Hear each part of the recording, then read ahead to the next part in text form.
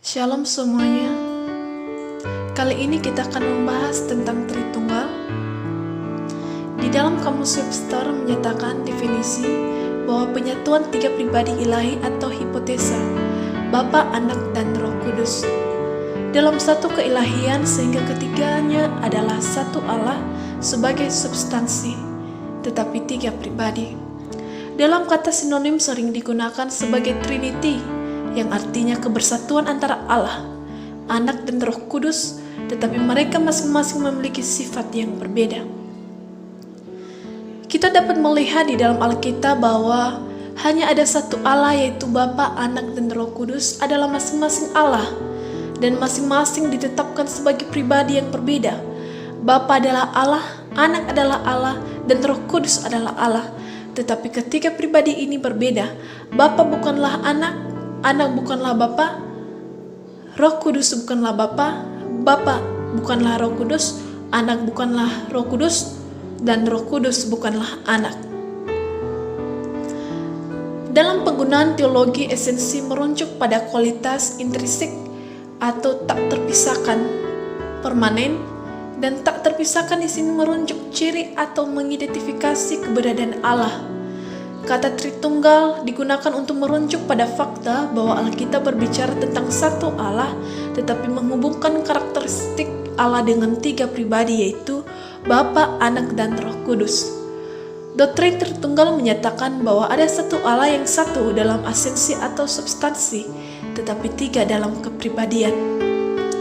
Ini bukan berarti tiga dewa yang independen, tetapi hal ini menyatakan tiga pribadi yang sejajar, kekal, tidak terpisah, saling tergantung, dan dipersatukan secara kekal dalam suatu esensi dalam keberadaan ilahi yang absolut.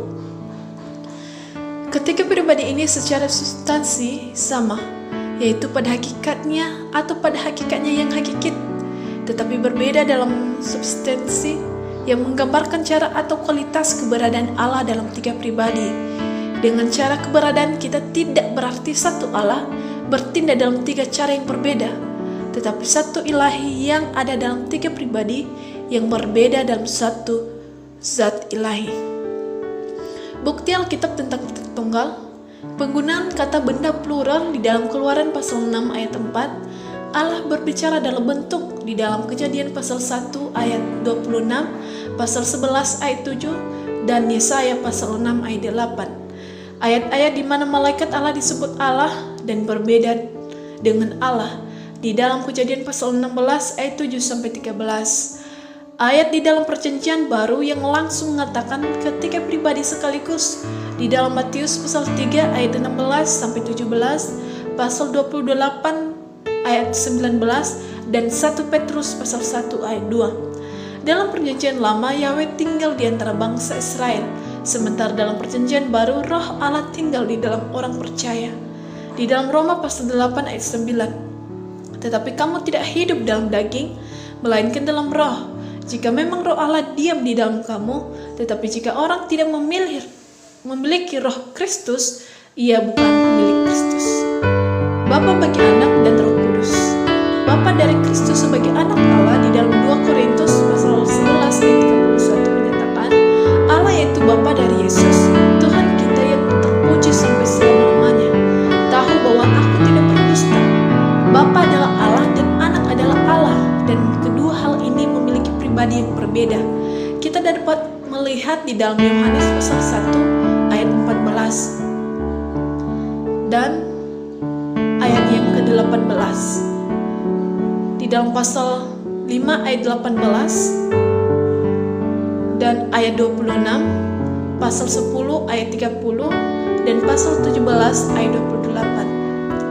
Kita juga dapat melihat betapa dekatnya hubungan antara Bapa dan Anak di dalam 1 Yohanes pasal 1 ayat 1 ayat 14 dan 18. Di sini menggunakan kata logos, yaitu firman.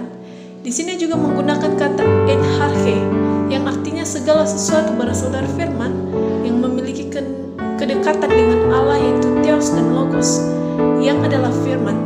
Jadi hal memiliki dua statement yang sama tetapi memiliki perbedaan. Pada mulanya adalah firman, yang kedua dia pada mulanya bersama-sama dengan Allah. Jadi dapat kita simpulkan bahwa hal ini menceritakan tentang kekekalan pribadi Allah Anak yang sering natur dengan Allah Bapa, sharing kualitas dengan Allah Bapa, berinteraksi, bersekutu, berbagi dengan Allah, tetapi hal ini memiliki pribadi yang berbeda. Kita juga dapat melihat bahwa Allah Anak itu kekal. Di dalam Yohanes pasal 8 ayat 58 tidak berubah.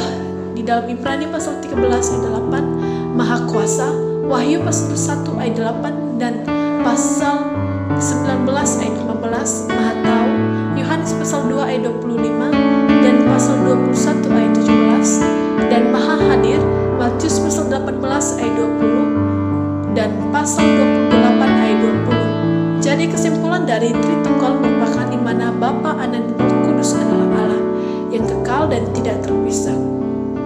Demikian video kali ini. Semoga video kali ini dapat memberkati saudara-saudari semua. Shalom.